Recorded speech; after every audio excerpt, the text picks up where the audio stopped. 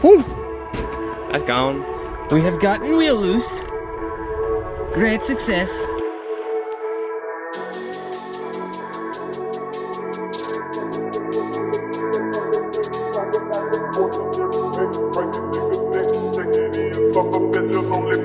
Never just made that shit.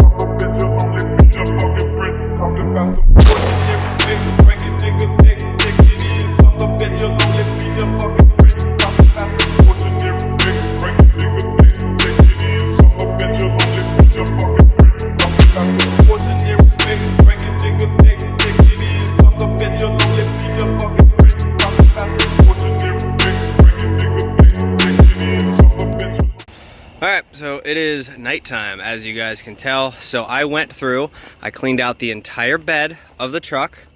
I cleaned out the entire box truck.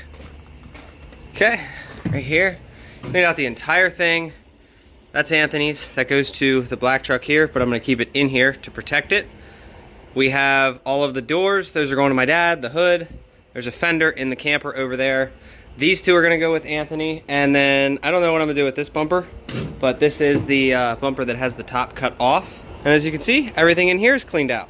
Now, all the stuff that is going to go to the shop or my house is all back here. We have these flares, like I said, coming off. I've already ripped all the lights out because, well, they're kind of junk anyway. You can see like corrosion and shit, so no cares. We have this piece here. This is going to go. I'm going to give him the pump, a funnel, all of the barrels. You guys will see I bought this camper over here. I didn't buy it. I went and picked it up for a customer, so this is going to get scrapped. This is the one with the tree that came through the roof. This thing is a nightmare to look into, like at night. Like I open this door and it's like fucking freaky seeing this. But I threw all of the buckets that had the shit coolant water in it. There was like 10 buckets in there. Everything in here is scrap. Like there's some calipers in here. I just threw all my trash, all my scrap, everything in there. You guys will see, here's the front of it. There's plenty of mold and mildew in this thing because, as you can see, the roof, look at that. He told me to be wary of snakes, so I'm gonna step back off of this thing. And then we have my camper over here that we're going to be using as storage. So I put all of the parts in here, everything we're going to keep. That tea, actually, I need to take this and throw this in there because that's been in there for days. So you get the point. Stuff we're keeping, stuff we're not keeping. Whew, that's gone. I'm going to start tearing this thing apart because honestly, I mean, it had a good run. There was some nice controversy in it. It got the views. It allowed me to live off of YouTube for a year. Honestly, if not for the views, it's not really worth it. But I told you guys, I'm going to torture test it from day one. I'm going to use cheap parts. I'm going to test out, see what works, what doesn't. You know, I did hot shot with it, and it worked out great. It worked for about 2.5 years with this motor, and another 1.5 years before without this motor. Like I used a different motor, and it worked. It did everything it needed to. It finally blew up. I put cheap parts in it. I tried it. It didn't work. Bada bing, bada boom. Whatever. This truck, I built this truck over here, literally, for like there isn't a single nut and bolt on this truck that I have not touched, other than the suspension, which we will get to. This thing runs absolutely flawless, is reliable. You get in it, you drive it, it's awesome. Love it. NV 5600, 4-wheel drive, mechanical T-case. This is actually the nice 4-wheel drive because it has the little lever on the bottom. You know what's funny? This thing's not knocking anymore. It's not making any noises anymore. The only thing it's doing is mixing coolant and oil. So it still runs. As far as I'm concerned, it's still a good 12 valve that needs a head gasket. So no, that's what I'm gonna guess with it. The head gasket kit that I used was $100. The oil cooler gasket set that I used originally was pretty cheap. I went and got an OEM one and all that, so the cooler's good. All right, went through, I grabbed the fuel door, like I was saying. Throw that in the back. And I got some mirrors. Mirrors right there. Cool, so really want to sell them valve covers. I really want to get them sold, but we'll wait on that. Kind of nice. All that stuff's off. Wow, it's so much lighter. No mirrors and no speakers, none of that shit. Slowly chipping away on the list. So all the windows are out. We got them over here on the ground. I'm gonna get them cleaned up. There's a nut here, and this bar slides. And then there's a nut on the other side. So you can get one from here and one right there. So I'll show you guys how these things are held in. These are gonna get to go on that. And then we'll probably just get rid of these windows. I gotta pull these flares yet. So let's just get to it. The batteries are out. Those are gonna go back to Walmart. That is gonna go back to AutoZone. That was $210. I want my money back. Barely used it. And then those are, I think, 120. So there's like, I don't know, 350 bucks right there just to get my money back. And then all the stuff that I paid for the engine will just go with the engine. I'm gonna be selling these intercooler pipes. Here is both the mega cab flares off. I'm gonna show you. So the top holes, these were only held in with self tappers and a big washer. And then on the bottoms, I used a locking nut and a big washer. So probably not the best way, but it went cross country and never gave me an issue. They've never flown off.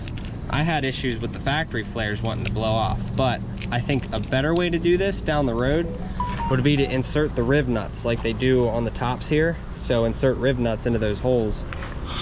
I feel like that would work a lot better, but like I said, it never gave me an issue. They always held on. There was never a gap, so it worked. All right, this side I got on a jack stand because I'm gonna go put the real wheels on this side. That's just a spare. OCD about shit like that. And over here I went and, you know, lifted it up, and these tires are seized on because that's what happens when you neglect your shit. I know I do it, but at least I put anti-seize between the duals. So this is how we're doing it.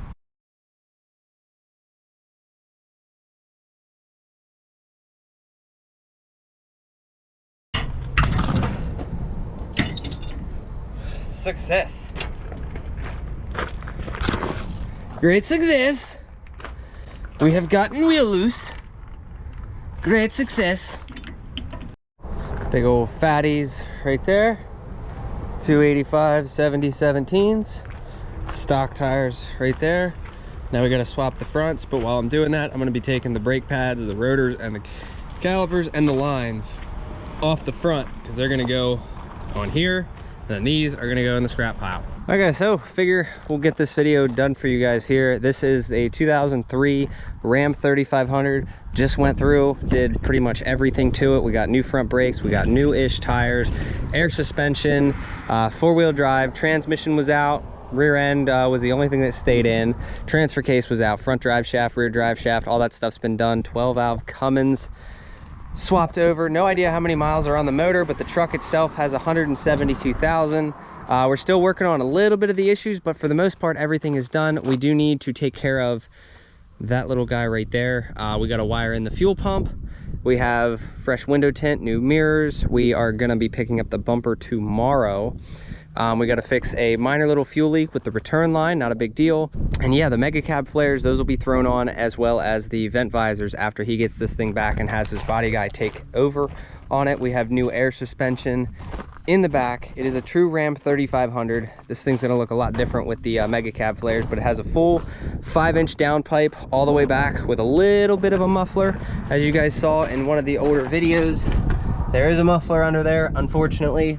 But this thing has been awesome. We also have a coolant temp gauge that does not work. So everything else is great on the thing. It idles great, it runs great. We are gonna be working on getting more boost out of the turbocharger. And then that will pretty much be it. We're also working on the radio. He ordered the wrong harness. So we're gonna get this radio wired up on Saturday when the harness comes in, when he comes to pick it up. But there you go. The truck is, you know, pretty clean for what it is. It is a little rusty crusty, and I do have my tools in there, but there's some like crust and whatnot there. We do also need to mount these guys back here. I'm waiting to hear back on how he wants to do them, but for the most part it is you know, it's done for the most part. So I've been working on this thing all week to get this done for him, because the little things like the brakes, the wheels and tires, and like any of the stuff, the windows, the mirrors, all that stuff that needed to come out of my truck that he bought off of me, that stuff took about a full day to pull. And you guys will see there's the mega cab flares. It was a good day into it just to pull all the parts off of it. So the majority of it, I only had one jack when we were pulling the wheels and tires, so those were a pain in the ass to get pulled off, and I was using the a jack stand from the campers. So besides that, we also need to, at some point, I don't know if I'm going to be the one to do it, but get these wired in. It just depends on our time frame. We are going to go tomorrow and test drive this out. Going to fill every single one of these with oil. We do have more drums that we're going to be filling, but you get the point. So these things are awesome. Love the GM mirrors, and he felt the same way, so he got them. So here you go. Now for the nitty gritty. There is 12 valve Cummins inside here. Runs pretty decent, but as always, no matter what you do, they're always leaky, dirty 12 valves. They're great, they're reliable, but there's always your little itty bitty issues. So other than tiny oil leak on this bad boy, we do have a little bit of a fuel leak with the return line. Like I said, it just needs a new fitting. Not much I can do about it without the fitting, but we will be taking care of that. This thing will be also equipped with an aux tank. We're just waiting on that, and then you can see the GPI pump is in here as well. There she is. But instead, you guys can see like the damage. Anybody that gets vent visors and puts them on the outside of the window, don't do that. They're literally the same price and cleaner looking to get the ones that go up underneath. They tape in, they look good, and they don't ruin your paint over time. So don't be that guy that wastes money on the ones that go on the outside. Just to clarify for you guys, so this truck here, this is a truck that is basically a get in, drive it, don't have to worry about it. You might have a minor little issue here every now and again, like every truck does if you're gonna be running them for hot shot. We try it out on this thing, and this thing will be all reliable. Now the problem is there is something that wasn't mentioned to this. So you can generally do this swap in about 45 hours. But there is a lot that goes into this swap. There is a huge amount of work that goes into this swap, especially if you have tranny out and on the ground. Now, the other thing too is you're gonna have little random connectors everywhere that are just gonna be all over the place. And that's gonna add time on top of that 45 hours. And determining what you wanna do, like there is a lot of little things. You can be in, I think I'm into this truck almost 90 hours to get all the little things that were done. But this has been the shop project for the last probably week or two. I'd say this week I've been working on it all week, trying to get everything situated and taken care of. And you can see like it's not perfect, you know, it has the bed damage. It has, well, the bed itself is perfect, but besides this, but the tailgate actually fell down on me earlier, so I gotta make sure that that's gonna be good. But there you go. Hope you guys enjoyed this style of video. Like I said, I'm gonna be trying to post more and get more like content out for you guys. And this is ultimately, you know, a couple weeks of work. So I'll get the bumper on and some other things, and we'll go from there. But man, I'm loving this window tint. You get in here, super private. Reminds me of mine, but the only difference is the EGT gauge rather than the oil pressure gauge. But this has a working oil pressure gauge and a nice radio. So just need to get that. This thing has Wi-Fi connectability and all that bullshit.